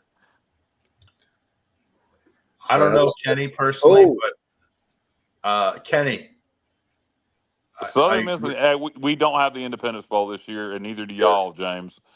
This year, the Independence Bowl. I would be up for that. Southern Miss and Myrtle, that could be a possibility, but we don't have the Independence Bowl this year. The Independence Bowl is Conference USA champion against the Big 12 this year. All right. Well, what do you guys think of that? I think here's my thing. Boston, I know it's cold, but get some damn hoodies from the student store, fanatics.com. We were talking about last year. Remember how the weather was supposed to be bad, and it wasn't that bad last year. And Matt would be like, "What are you complaining about in Annapolis? You remember that? It's going to be rain and cold and all that." And it turned out to be not bad. Boston's a little further north than I know it is. Annapolis. I get that. I would love. I'm looking here for Kenny's response to my comment. I'm waiting. He's got to say something good. If it's Murder Week, I will definitely go. Only a little over an hour from my house. Kenny, you're going to just totally ignore my comment. That's unbelievable. No, that's Kenneth. Kenneth, That's okay, Kenneth. That's not okay. Kenny Curlin. I'm waiting for Kenny Curlin's comment back to me, guys. But anyway, I hope he wasn't offended. I was just picking at him because Kenny's efforting in the background. He's I typing wish something. I looked like that without a shirt on. So, Kenny, make it a good one, man. Kenny, come back. You got to come back with something. as the boys saw the other night, a couple of the boys saw the other night. Kenny looks better without a shirt on than I do. So I was just the hairy chest, but in the cold weather, I don't know what he's worried about. Does that sweater That come in sounded a really V-neck? weird out of context. I'll just go back to Merle. So Stevie, you like that? That's that's right. Might make him dizzy though. That's right. That's right. Well, I'm not worried about us playing on it now. Hey, it's to our advantage. We've already played on it this year. There you go. For me personally, I told you guys, and I know Kyle doesn't like my matchup. I said it before, and I'll say it again. I'm going Fenway Bowl and Clemson. It's not that I don't like it, Dave. I just think Mike Houston knows our talent roster, obviously. So I think that's a disadvantage, an unfair advantage, honestly, that they would have. They know all our players. Now, would we be fired up to play Clemson? Absolutely. Is this the year to play Clemson? Absolutely. I just don't like that Mike Houston knows our talent roster. So Well, he didn't know our talent when he was the coach here, so I'm not. Good point, Matt. Zing. Yeah. Well, boom. I'd rather play somebody else because of that. Otherwise, I'd be stoked to play Clemson. Well, I mean, let me ask you this, Kyle. Would you and JR, Stevie? You said you wouldn't go. we don't have Montgomery this year. I know Dave would. Would you guys come to Fenway if we played there? Like, would you guys actually make the trip? I know Dave would. Kenny just put up. Dave just put up a comment from Kenny. We don't have the Montgomery ball this year. Kendall. That's Kendall. Kendall. We don't have the Montgomery. So whoever has that, ignore it. But Dave or Matt, repeat your question. I'm sorry. Would you make the trip to Fenway if we played there? Like, I know Stevie said he couldn't. Dave would. JR and Kyle. Would you guys make that trip? It would depend on a couple things: finances and how interested Jessica is in going. If we can afford it financially, or if Matt Simmons is footing the bill, then absolutely. And if Jessica's she likes going to big cities way more than I do, so it may be something she'd be very interested in going to Boston. Hey, we got a free ride from Justin, the QA. Yeah, the ride ain't so much the point. It's the hotel and all the assistant, all the other stuff we're going to want to do while we're in Boston. But that may be something that would interest her quite a bit, actually. So I would think Amtrak could get you. Might be a nice train ride right in. I mean, that's what I was getting ready to say. I'm going to check the train ride to Boston. My Mackenzie especially wants to go on a train, so that would be cool. That's December 27th. So you leave on the 26th. It's just like last year with the military bowl. So Boy, how long of a train ride is that though? I mean, it's pretty far. 13 hours. And you leave on the 26th. You're not. You might not get there until midnight. No, what you do is you like for the New York City trip out of Rocky Mount, you leave at 2:29 in the morning, and I know like you get up to what is it, 2 hours from Boston to New York, Matt? How far is it from Boston? No, well, it's more like 3.5, something like that. Okay. 4 hours, yeah, 3.5. So basically, what happens is I've done this twice. So you leave Rocky Mount at 2:29. And you get up to New York about 10:29. That's in the city. But so you're looking at that's 8 plus 3. So you're looking at 11-hour train ride if everything goes the way it's supposed to go. You know how that goes. Yeah, like he said, probably would have to change trains in New York City at Penn Station, I would think, to another. Yeah, that would be right. Monica's asking, what's her tipping point? Kyle, talking about Jessica, what would get her interested to go to Boston? The date's going to be against her because we'd have to leave on the 26th, day after Christmas. So I don't know. You know, she likes big cities. She likes going to see stuff in big cities. I don't really know. It just depends on how much Boston interests her. If it was New York City, she'd be all about it. Boston, I would say 50-50 on us going to Boston. Quick thing, by the way, before I forget, fellas.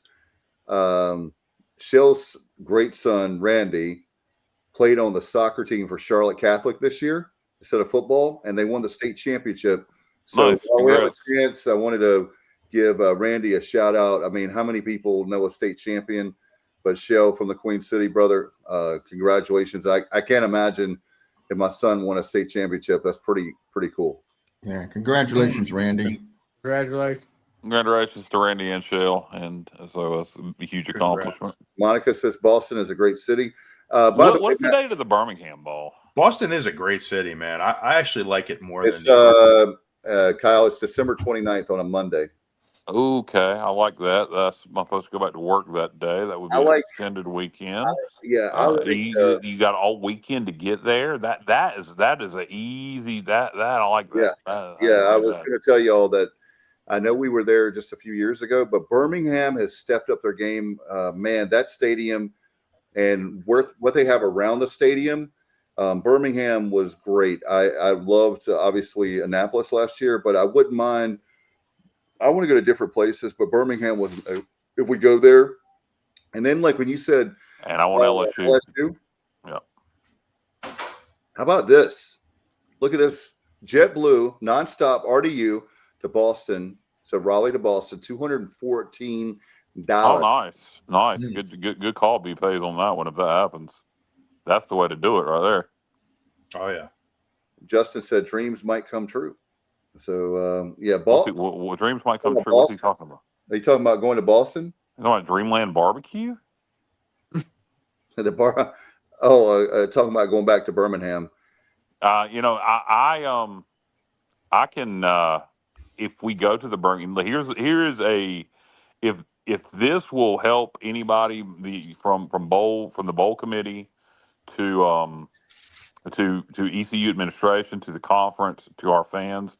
If we make it to the Birmingham Bowl, I will sing Tracy Lawrence's "Paint Me a Birmingham" live on the air. So that's got to be worth something. Oh man, I'm sure are you guys listening? Birmingham officials, are you listening? Yeah, there you go. I mean, that's exactly what they. And Stevie will sing harmony with me. Huh? Yeah. Sing harmony with you. Yeah, I'll paint me. I'll take the lead, Joker. You can't. Well, you do it, baby. Sing it now. Go ahead. Sing what now? Paint me a Birmingham. Go ahead. Start it off. Paint me a Birmingham. Go ahead. Go ahead. I don't do it for free. I'll cash app you $5. Right. If it's Justin, if that's true, he said it's between Myrtle, Birmingham, and Hawaii. I'm taking Birmingham. Looks at me. Birmingham. Eyes. Could you paint me a Birmingham? Make it look just the way I planned. Come on, y'all. A little house. No? Nobody? A man that needs to be in the country music. My dog just walked out of the room. Here's another Paige. You're absolutely Semenza. I don't know if you guys remember this. Matt doesn't know that song. That's why he wasn't singing. Yeah, count me out of that one, Kyle. I can't. I don't know. You won't with us, right? Semenza in Birmingham. You didn't go to Birmingham? No, he did not. I was not in Birmingham. But I've been to Birmingham in the last few years. I've been to Birmingham. I was not at Birmingham. I didn't love it. I didn't love Birmingham, but Birmingham has great food places, but he's right about that. Here, check this out.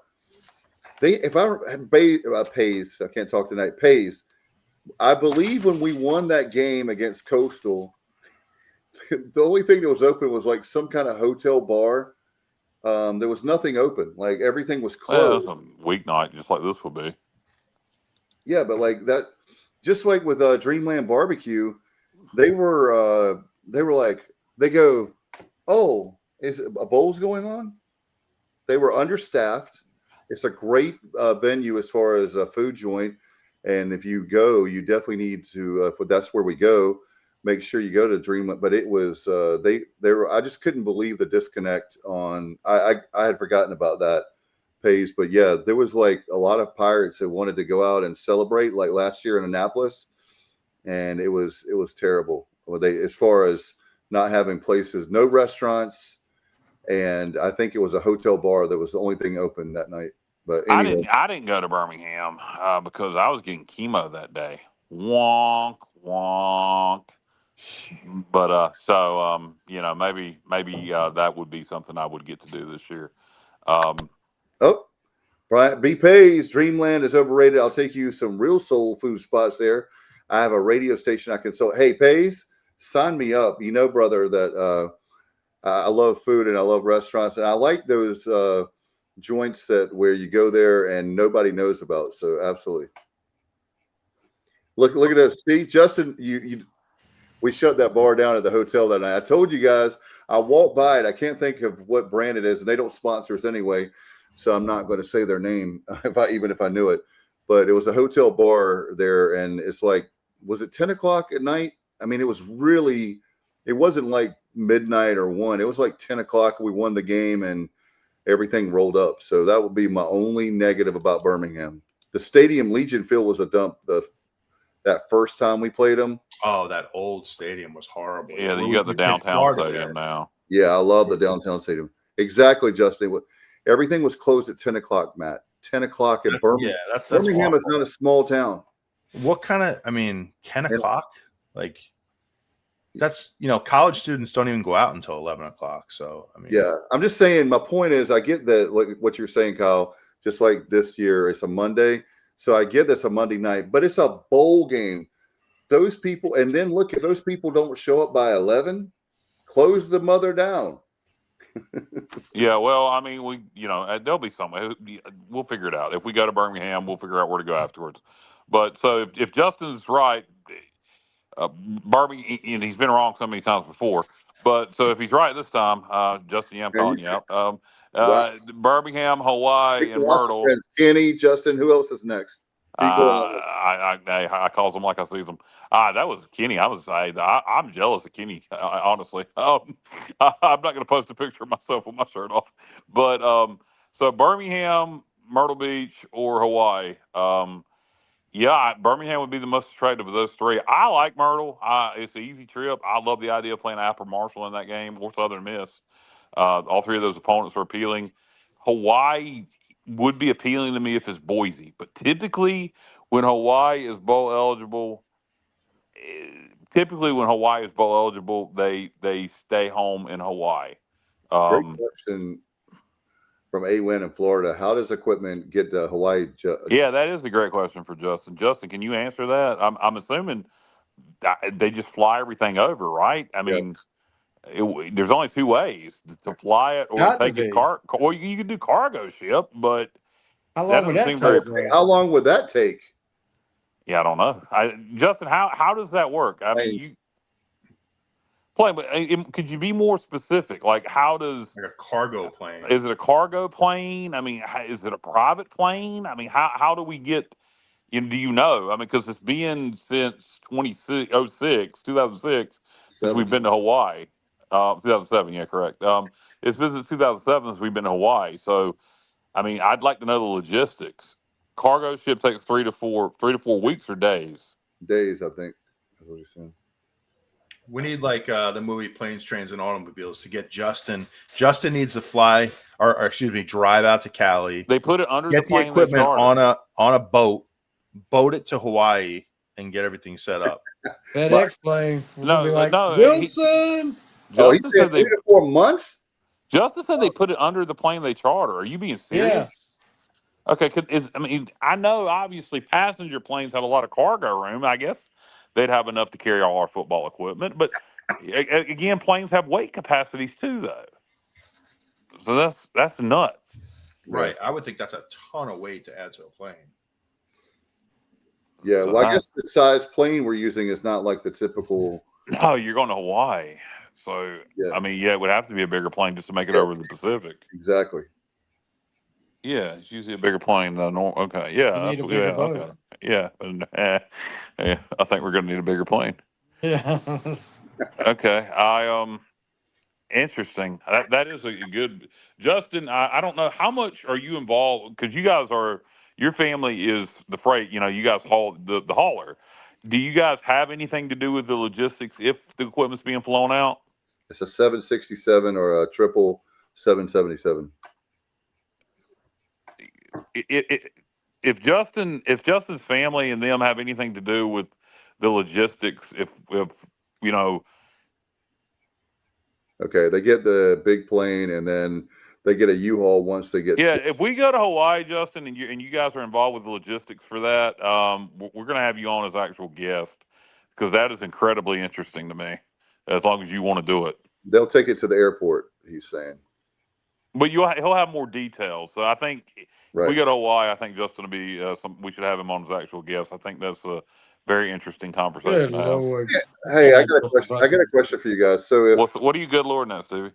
We can't have Justin Butts on the show. Oh well, you and him might fight. He's a referee. that would be a great show. It'd be podcast gold. Oh, all right. Okay, we have gone long tonight, but I did have one final thing that I wanted to. I saw apparently there's a podcast that I love growing up in East Carolina. I used to get bored, I guess, to make these lists, right? So there's a podcast now that fascinates me on, how everybody says who's on your Mount Rushmore for, we've talked about before, for wrestling and all that. Yeah. I'm going to throw this out. I give you obviously the Mount Rushmore for the best coaches or the most important coaches in East Carolina history. I'll give you my 4 if you want me to start. Do you want to hear my 4? We're talking about college coaches? No, in East Carolina. ECU. Oh, ECU. All sports or just football? Football. Okay. Football. I think everybody's pretty much going to be the same, but go ahead. I'm going to give you, I've got Stasevich, Pat Dye, Logan, and Skip Holtz. Yeah, I got past. Stasevich, Pat Dye. Bill Lewis. Well, Bill Lewis was the 91 season, but besides that, not longevity. He wasn't there long enough. Yeah, it's just interesting. I thought it was going to be easier than that. You know what? I'm going to take Stasevich off because he obviously he's a huge part of ECU football lore, but I don't know any. He's way before my time. Pat Dye was before my time, but I know folks that played for Pat Dye, and obviously I knew Pat Dye at Auburn. So I'm going to keep Pat Dye up there. I'm going to go Pat Dye, Bill Lewis, Steve Logan, Ruffin McNeil. Oh, wow. All right, whoever. I'm going to go Pat Dye, Ed Emery, because that's what got me. Yeah, I'm sorry. Ed Emery, of course. Ed Emery, Steve Logan, and Ruffin McNeil. All right. Johnny, now I talked to you this morning. I told you I had something I was going to say for you. Yeah, I mean, the Mount Rushmore would imply that they've already achieved greatness. But well, you also think about the reason. Oh, go ahead. Sorry. No, I was just gonna say, Stasevich, he did change the offense, from that boring, single wing stuff to we threw the ball a little bit. Pat Dye, I agree with you, Dye, Logan, but I was going to go with Blake for the future. I'm hopeful that Blake's going to be on the Mount Rushmore eventually. Not now, but not now. Not now, but these ones that have already been. These are ones that I do have. Obviously, that's a tough one though, because Ruffin McNeil does, in my opinion, sentimental favorite. I'm not calling for Ruff is a sentimental favorite, but not the reason I picked. Here's another reason why I picked Skip Holtz. I know he doesn't have the longevity as much as I want, but he did win 2 conference championships back to back. And looking what he took over from the time. Skip Holtz is definitely deserving to be up there. You could argue him or Ruffin. You could argue Bill Lewis I had on there because of the Peach Bowl season. You take that one season away, Bill Lewis doesn't deserve to be up there.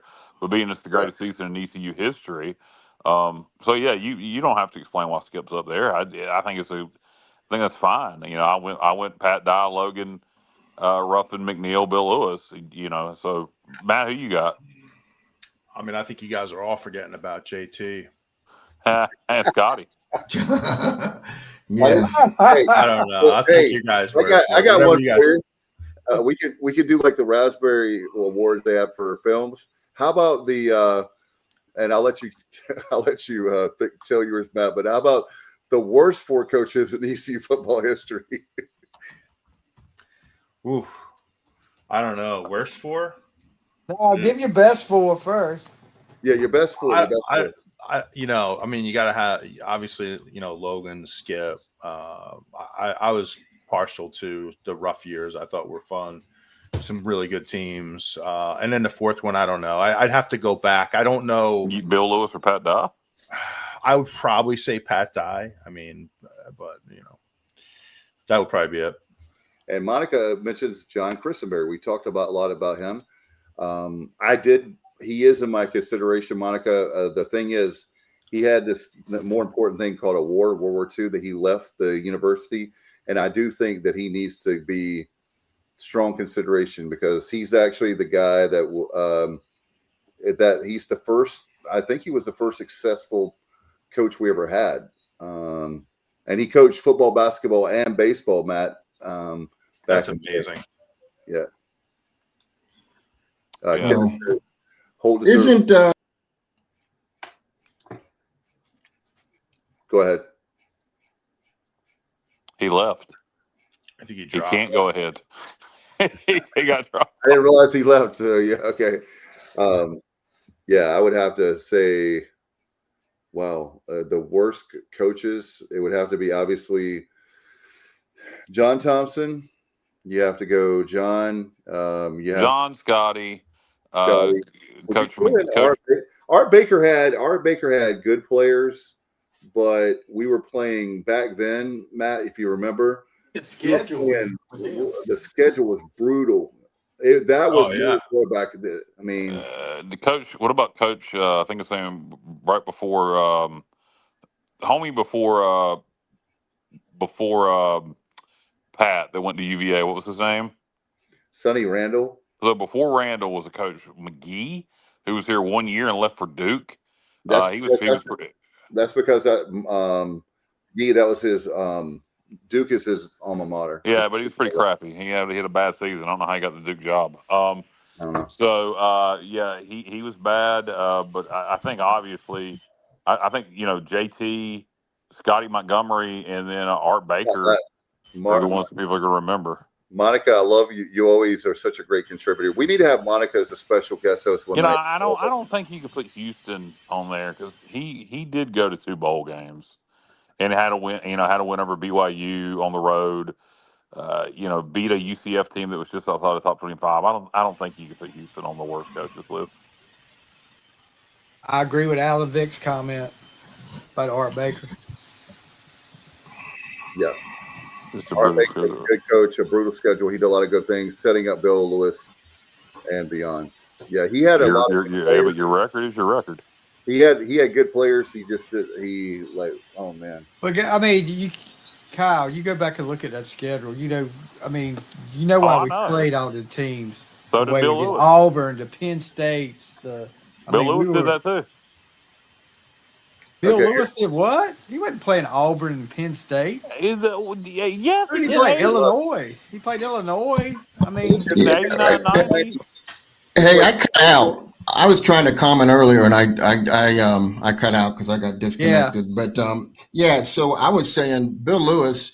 I didn't put him on my list because 3 years. I didn't think the tenure was long enough. But he was National Coach of the Year, was he not?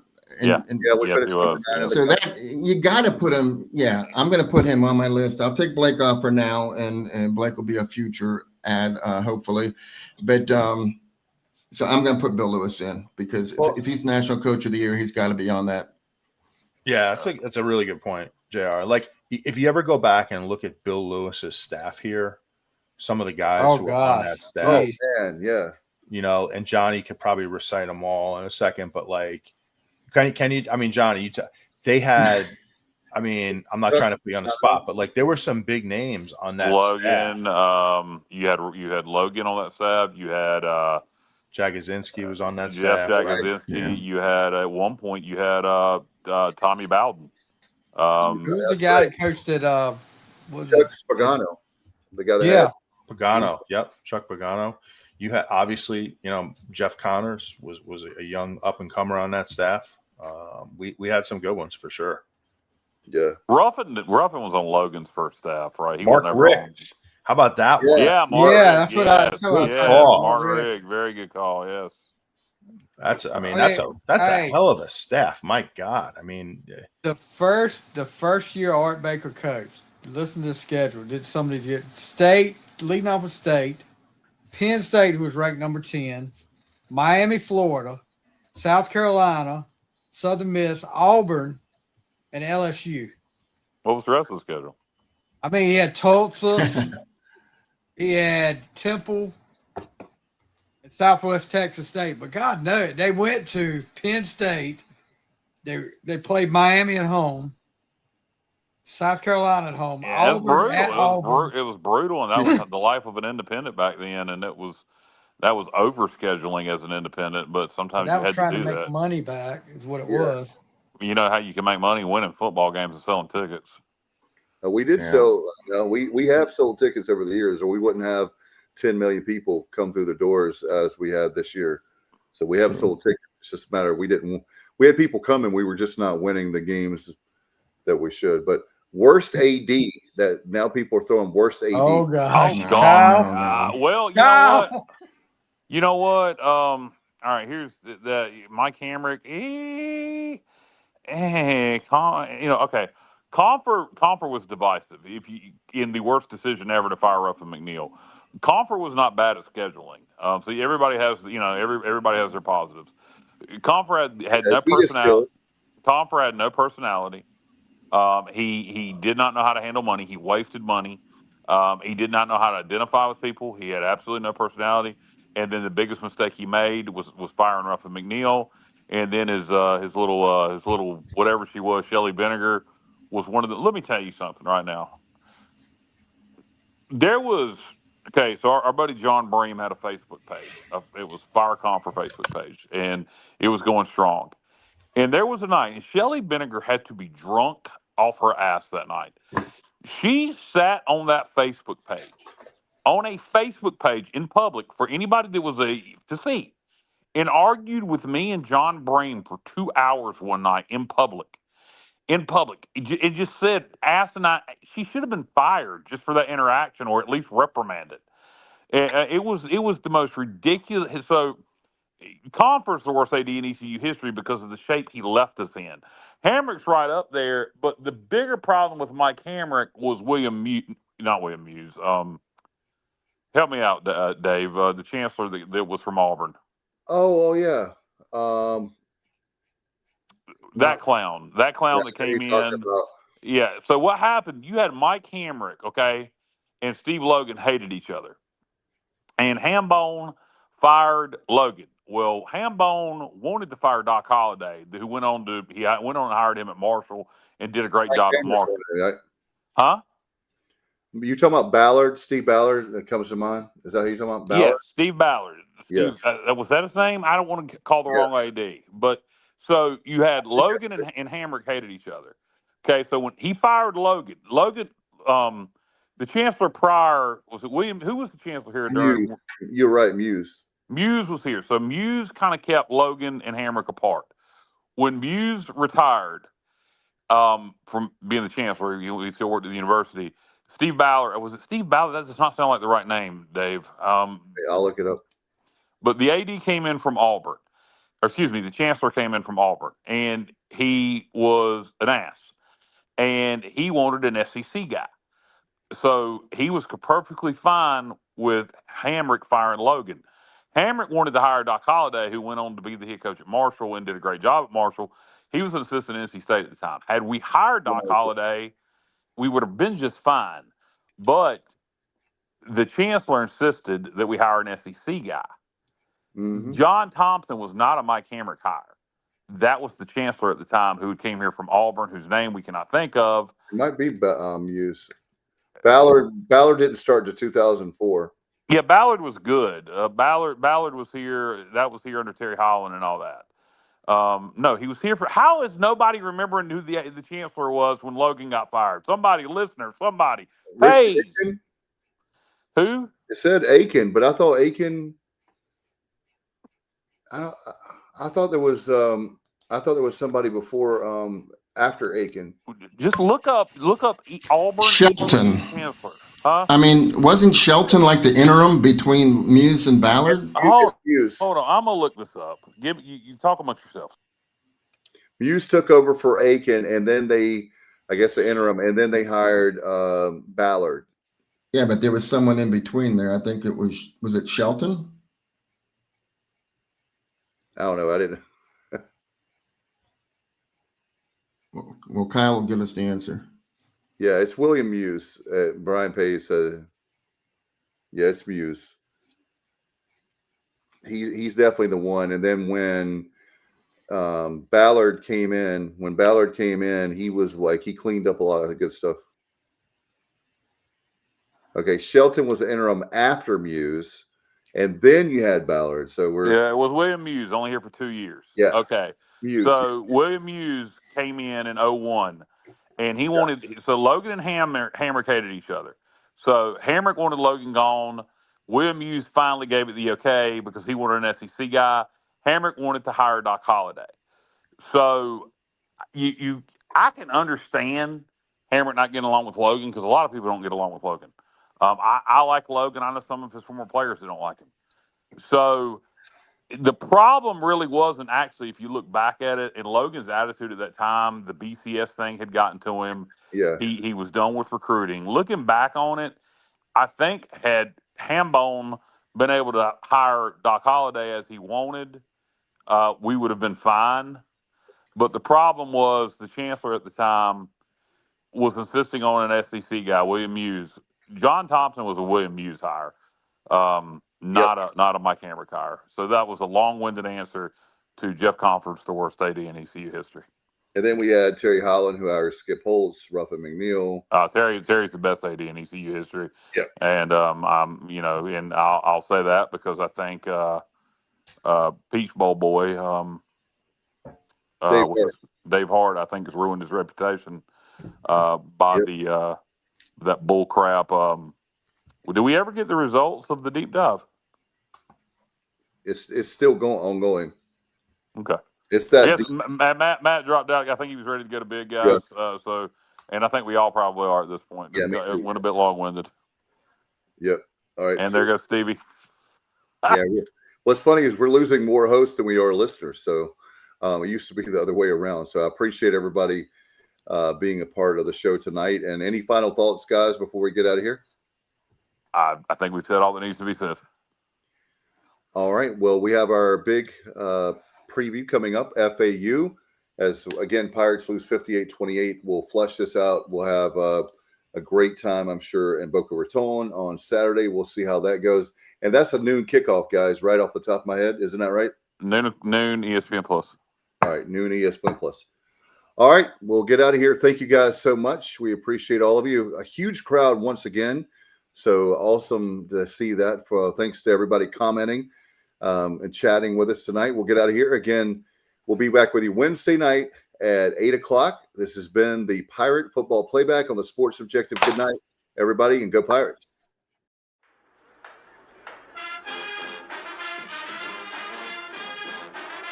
You're watching the Sports Objective, the podcast for Pirates.